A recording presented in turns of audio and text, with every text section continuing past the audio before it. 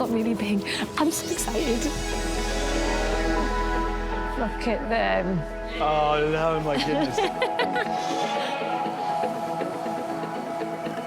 Look at these two larking about on this playground. Don't you feel we're amongst old friends? Let's hope they feel like that too. Look, we finally made it to say hello. Oh, this is what I've been waiting for. These guys are even cuter in the flesh. Look at this, it's Ted. Hello, mate. Oh, I think he'd let me do this all day long. But to be fair, I think the Donald Trump was a bit harsh. I'm not the only one ready to get to the hairdresser. Well, I've been waiting a long time for this moment, and finally I've got to meet Pony Hadley and his mum, Pony M. Hello, mate. Mwah. Good boy. So this is the famous Millie, and that is Charles. I've got to say, Charles is a little bit calmer than Camilla. Charles is well behaved. Jules, this is Kylie. And that broken leg that we saw, Fully recovered. amazing. She looks brilliant. She's got great locomotion. Off you go.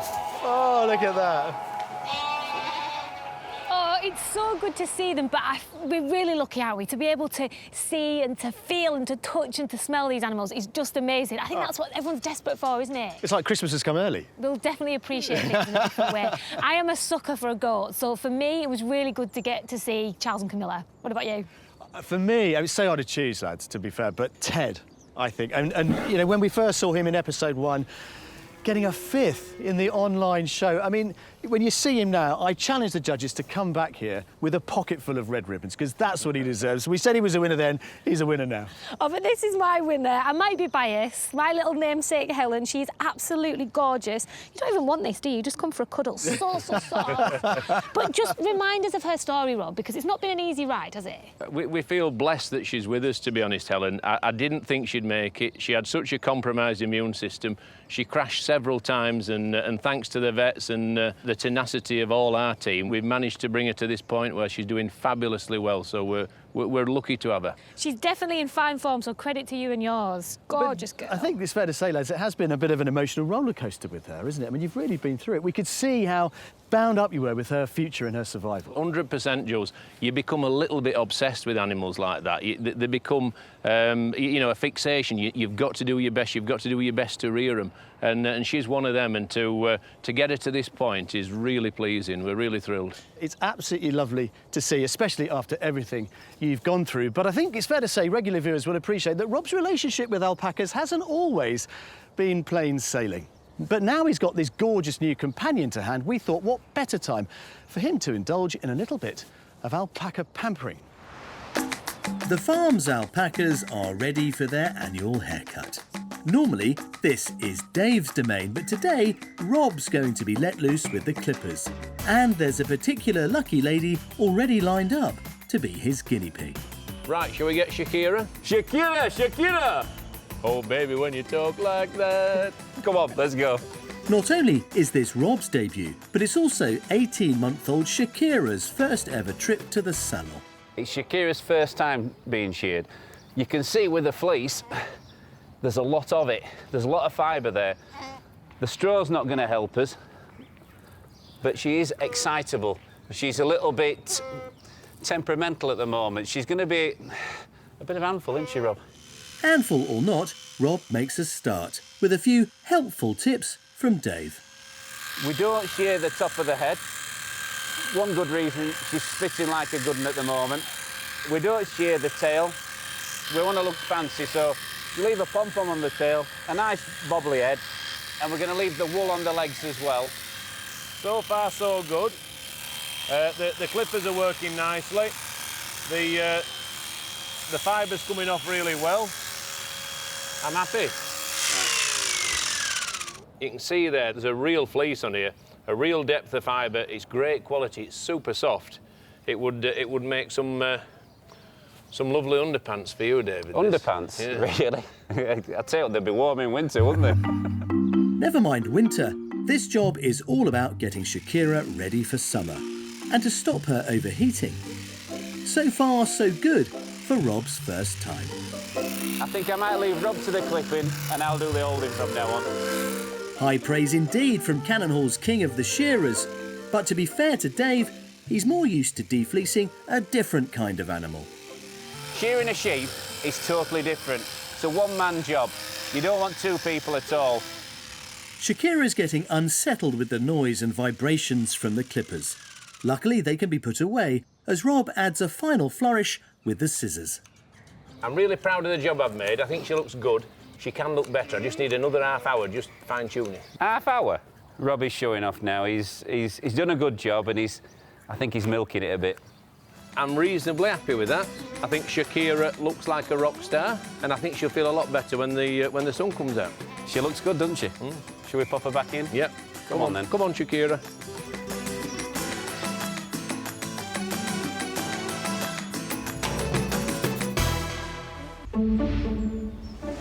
Britons simply can't get enough of their peas. Every year, we eat an average of 9,000 each. Together, that's enough to fill the Royal Albert Hall. That's a lot of peas for farmers like Ian Watson to harvest in a very short space of time. We've probably only got 24 to 36 hours when those peas are at their prime that we have to be in there to harvest them. We run 24 hours a day, 7 days a week, for 6 to 8 weeks a year, whatever the weather. If it's raining, we're going. If it's blowing, we're going.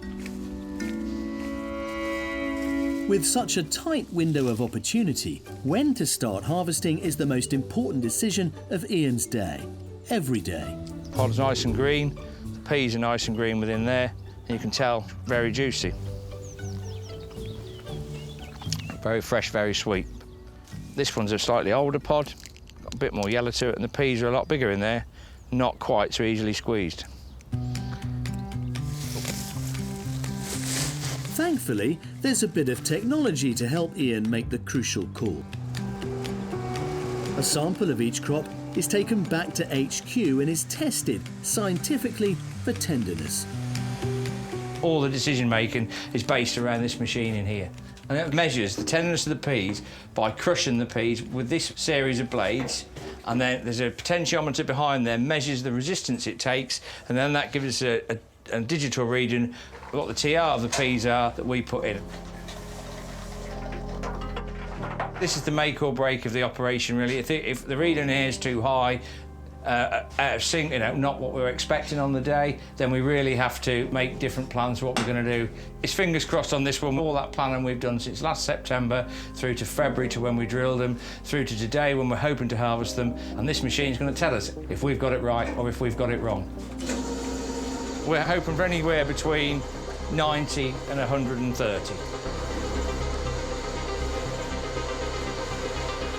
And now we've got a reading here of 99.3 TR. So we're spot on. Today is the day we have to go.